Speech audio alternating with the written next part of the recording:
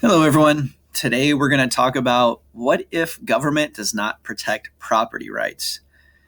Before we left for a break, we talked about how the government protects property rights. You have property, you have your cell phone, you have your backpack. Some people have cars, you can have a house, your apartment. So, we're going to talk about what would happen if the government did not protect property rights. So, here's an example. Let's say you live in a house in Falls Church. One day a man shows up. He has a gun. He says the house is now his and you must get out. What can happen if the U.S. doesn't have property laws? If the U.S. doesn't have property laws, someone can take your house if they have a gun or more power. People with power or weapons will have everything. Many people will not have a house. So this wouldn't happen in the United States because you can call the police. The police would show up, they'd arrest the person with a gun, and tell the person they can't have your house because it is yours. The United States protects property rights. So I'm going to give you some scenarios, and I want you to write down what you think would happen if there was no property rights. Let's say this family has a house. The government wants to build a train station where this house is. What can happen if the U.S. doesn't have property rights? So the question's going to pop up and you're going to write a sentence or two telling me what you think can happen if the U.S. doesn't have property rights in this situation.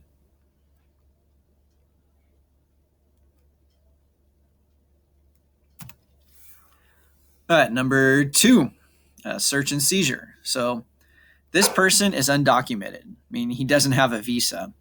ICE wants to come into his or her house. What can happen if the U.S. doesn't have property rights?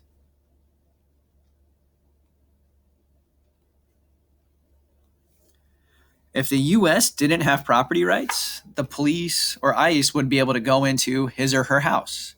But in the U.S., you do have property rights. And ICE or police, people cannot come into your house without permission. They need a warrant. Next one is copyright. So this man wrote a song. He recorded it and uploaded it to YouTube. Another singer sang his song and sold it to Spotify. What can happen if the U.S. doesn't have property rights?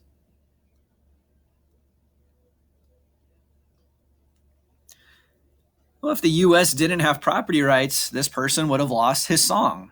Somebody stole it and they made money off of it. But in the U.S., you do have property rights. You own a song. If you're the one who wrote it and recorded it, it's yours. So people can't make money off of it because you own it. In this scenario, in real life, the person would sue and they'd get all the money for that song made and the person got for singing that song.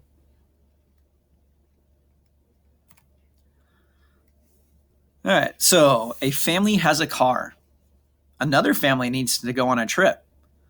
What can happen if the U.S. doesn't have property rights?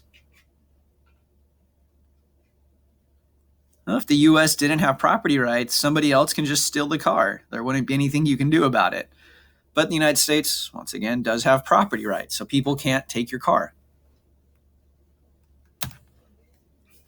And last one is a phone. Remember, a phone is your property. You own it. Let's say you were walking home. A police officer stops you. She asks you, why are you walking on this street? She tells you to give her your phone so she can check your Facebook, your Instagram, and texts. What can happen in the U.S. does not have property rights? Well, if the U.S. didn't have property rights, the police officer can take your phone and look at whatever they want. But in the United States, you have property rights. The phone's your property, and police are not allowed to look at it without your permission. All right, so the last thing I want you to do is just tell me, why do you think it's important to have property rights? And then that will be it for today. If you have any questions, let me know.